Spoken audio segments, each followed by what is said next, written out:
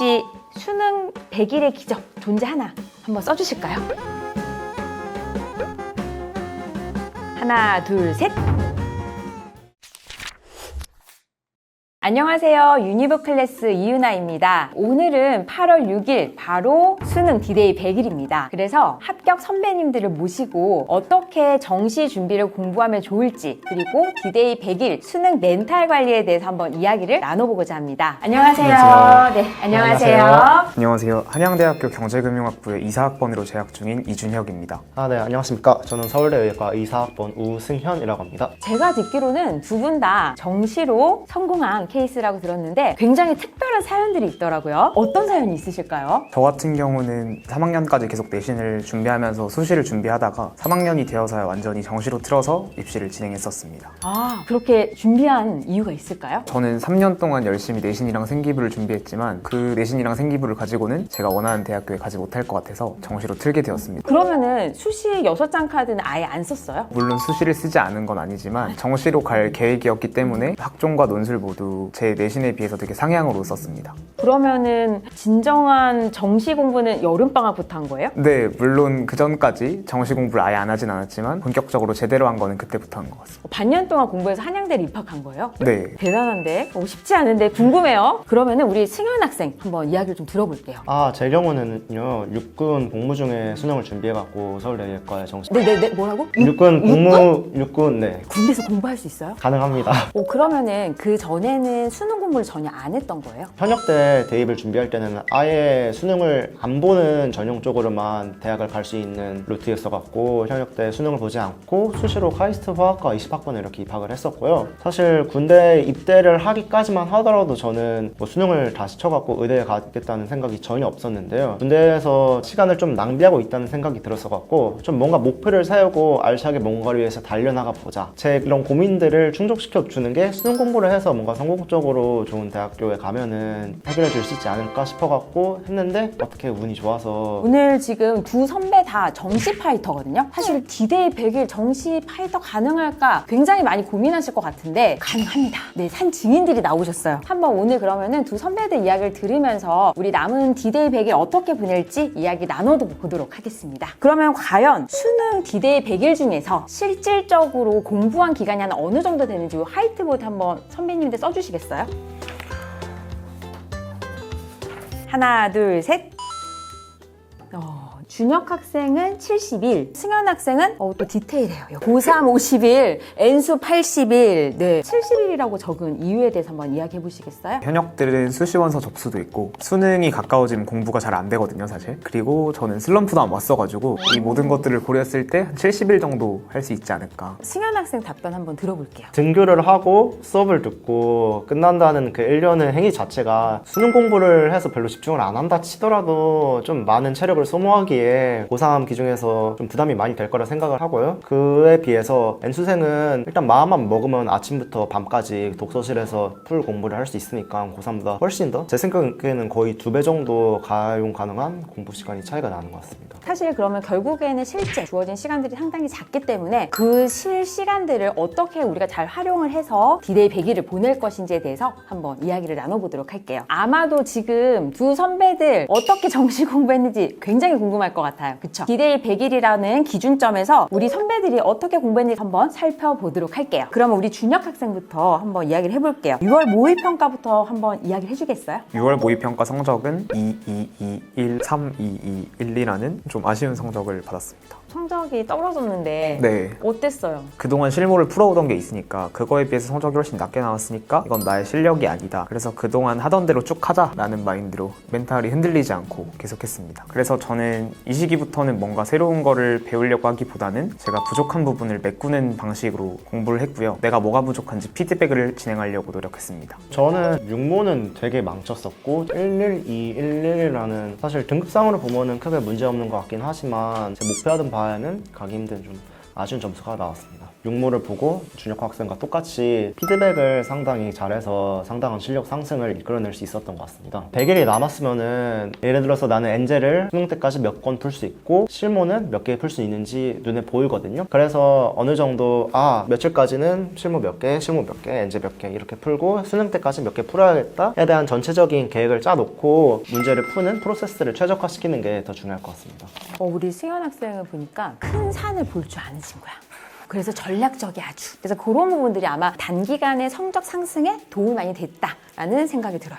보면은 역시 공부를 잘하는 친구들은 자기 객관화가 되게 잘 되고 본인이니까 뭐가 부족한지 이 부분들을 잘 알고 그 부분들을 굉장히 많이 노력을 했던 것 같아요. 그러면은 지금부터 우리 과목별로 좀 전략적인 방법들을 들어보도록 할게요. 승현 학생 혹시 국어 같은 경우는 혹시 어떤 식으로 공부를 했을까요? 일단은 100일 이전에는 실질적으로 그 수능 국어에 대한 나의 실력을 길러야 되는 시기거든요. 그리고 그걸 늘리기 위한 가장 좋은 방법은 역시 기출 분석입니다. 처음에 지문이 이해가 안 가다든지 기출이 어떻게 이루어져 있는지 잘 이해가 안 가시면은 인강이라든지 현강을 가서 강사님들의 기출 분석 강의를 들으시는 게 좋을 거라 생각을 하고요. 그 이후에는 직접 본인이 기출 문제 세트를 뽑아서 선지를 하나하나 읽어보고 이걸 이해를 하고 본인만의 그 기출 논리로 해설할 수 있어야 기출 분석이 비로소 완성되었다고 할 수 있습니다. 저도 마찬가지로 100일 전에는 그 수능 국어의 본질적인 실력을 기르는 게 더 중요하다고 생각하고요. 그리고 이제 100일쯤 됐을 때부터는 그거를 점수화시키는 과정이 필요하다 생각하는데 이제 그게 실전 모의고사 풀이랑 EBS 연계 공부라고 생각을 해요. 전 현역이었다 보니까 그 전까지는 공식적인 시험들, 교육청 모의고사나 6월 평가원 때만 시험지 한 세트를 풀었는데 이제 그렇게 하다 보니까 내가 각 지문을 따로 풀 때 느끼는 내 실력보다 점수가 안 나온다는 생각이 들어서 이때쯤부터 본격적으로 실무를 풀기 시작했고요. 그 다음에 EBS 연계를 학기 중에 시간이 많이 없어서 못 해놨던 거를 여름방학 때 집중적으로 했던 것 같습니다. 그러면은 다음은 우리 많은 학생들이 좀 어려워하는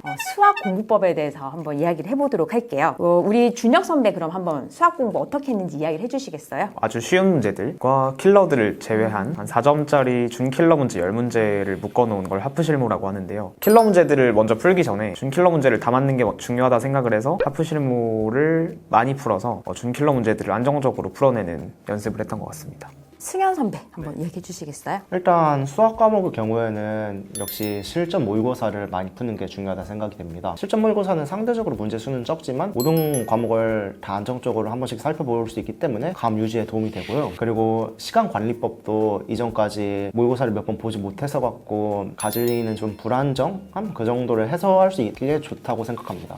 그리고 저는 좀 본인만의 루틴을 만드는 것도 좋다고 생각하는데 예를 들어서 수학 같은 경우에는 하루에 100점 찍힌 실전 모의고사가 2개 따로 나오기 전까지는 그냥 실무를 계속 푸는 방식으로 좀 그렇게 루틴화해서 공부를 하면은 효과도 좀 좋고 재미도 있고 성취감도 있을 겁니다. 아마. 결국은 수학은 문제풀이. 그래서 실무를 많이 풀어보고 엔제 많이 풀어보고 이런 부분들 그리고 본인이 다 맞을 수 있는 그런 준킬러 문항 이런 부분들을 나눠서 일단 맞는 거는 무조건 다 맞춘다. 이렇게 해서 좀 전략적으로 수학은 공부하는 것이 도움이 많이 됐을 것 같다라고 정리가 되네요. 그러면 우리 마지막으로 사회탐구와 과학탐구 공부법에 대해서 한번 알아보도록 할게요. 자, 우리 준혁 선배 혹시 사탐 어떤 과목 선택했어요? 저 정치화법이랑 사회문화 선택했습니다. 어떤 식으로 공부했는지 한번 노하우를 좀 전수해 주시겠어요? 저는 사회탐구 과목은 각 과목의 특성을 이해하는 게 중요하다고 생각을 해요. 특히 법 파트는 법 양이 되게 방대하잖아요. 그래서 시험에 나올 가능성이 있는 부분과 없는 부분을 구분하는 게 되게 어려운 일인데 그거를 인터넷 강의를 통해서 교육과정 내에서 출제될 수 있는 모든 범위를 다 다루는 그런 교재들을 활용해서 아주 법의 지엽적인 부분들까지 모두 암기를 하려고 노력을 했고요. 그 다음에 모의고사를 풀면서 조금이라도 애매한 선지들, 틀렸던 거는 당연히 외워야 되는 거고 조금이라도 애매한 선지들은 모두 암기를 해서 개념을 완벽하게 만들어서 약간 틀릴 자신이 없게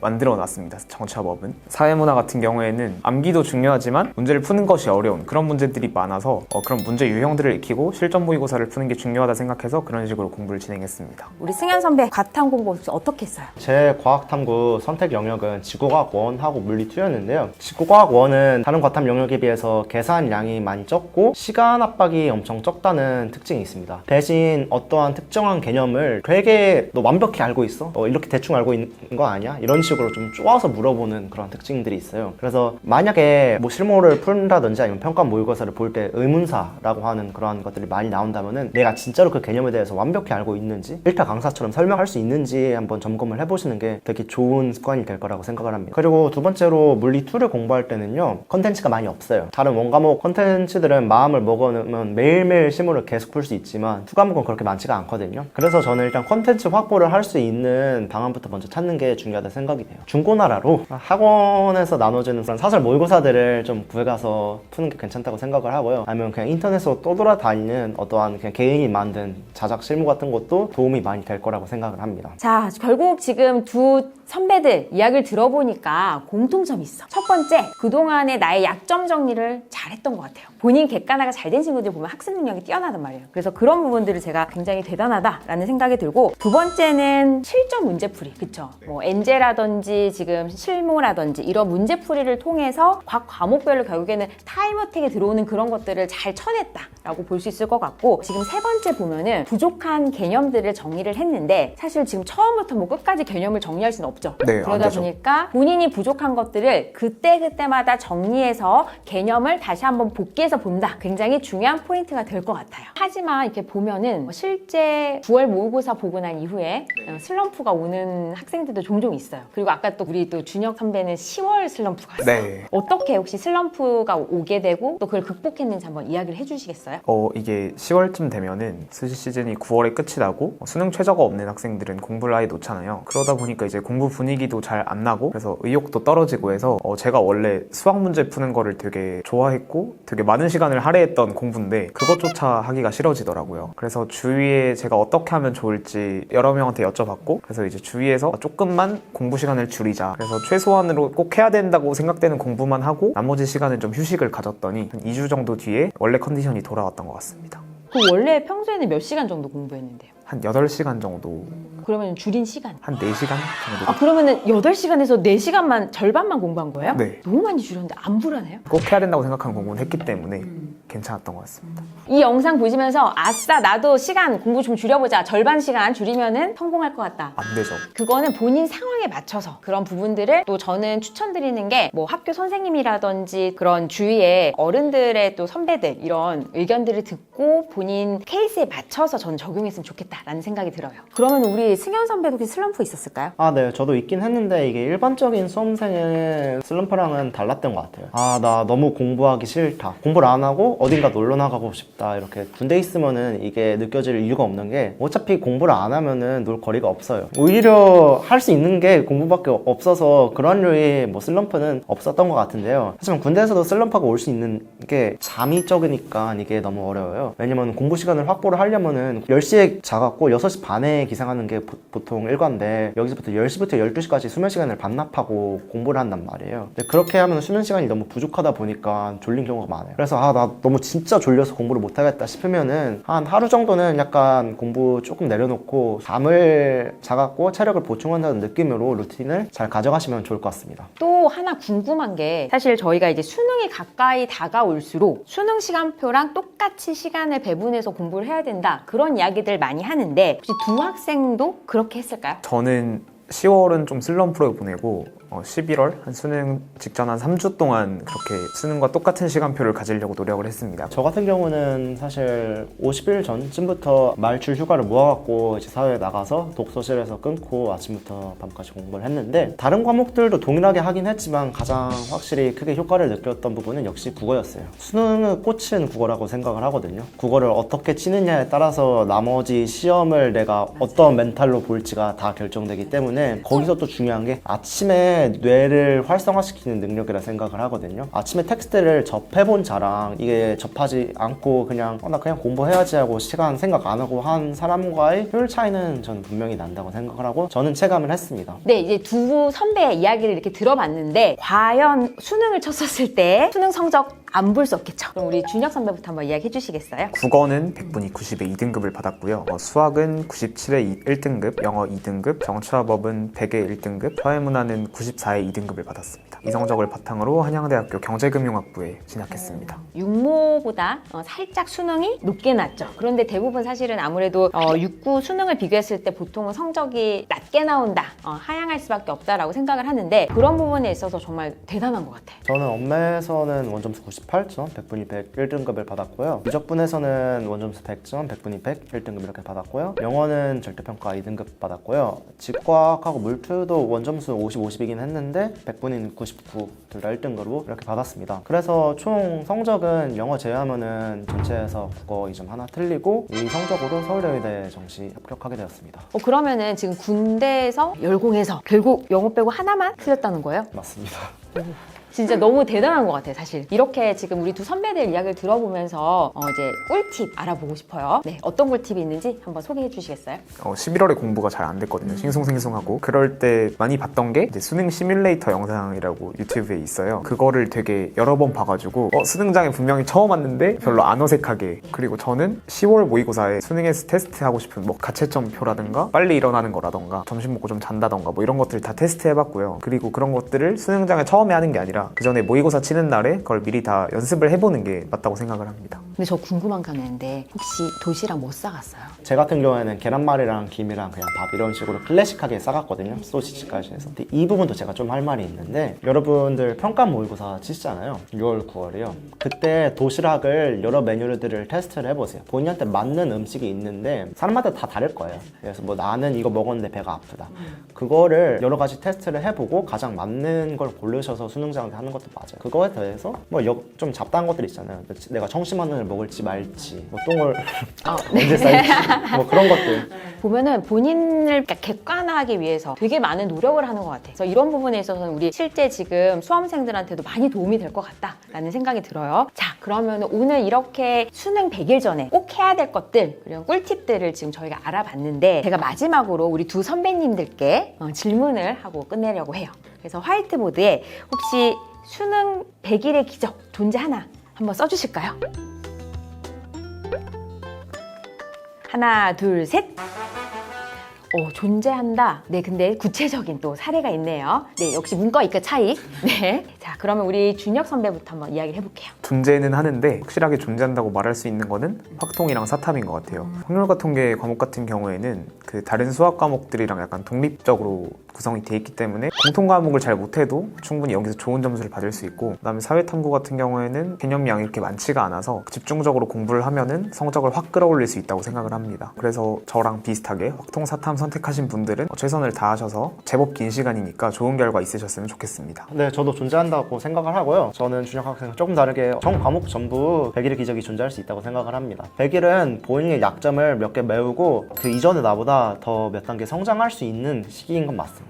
그래서 그걸 바탕으로 열심히 정진하시다 보면 좋은 결과가 있으실 겁니다. 사실 제가 여기 지금 들어오기 전에 두 선배들하고 이야기를 잠깐 나눴어요. 두 선배들한테 혹시 부모님들이 수능 100일 전에 어떻게 해주셨는지, 어떤 게 도움이 되는지 물어봤더니 준혁 선배 같은 경우에는 어머님이 잔소리를 안 하셨대. 그리고 승현 선배는 별로 관심이 없었어요. 이렇게 이야기를 하는데 사실은 그게 어떻게 보면은 부모님이 그냥 한 걸음 물러서서 믿고 무관심처럼 느껴지나 무관심이 아닌 정말 애정어린 정말 관심이었다라는 생각이 저는 들더라고요. 아마 이 영상을 시청하신 학부모님들도 디데이 100일 마음이 굉장히 불안하기도 하고 또 정말 또 잘했으면 좋겠고 이런 마음이 있으실 텐데 끝까지 응원하시면서 잔소리 한마디 5초 이상 생각하시고 한번 해보시면 어떨까 이런 생각이 듭니다. 그래서 혹시 오늘 또 영상이 도움되셨다면은 저희가 해야 될 게 있어요. 구독과 좋아요 부탁드립니다.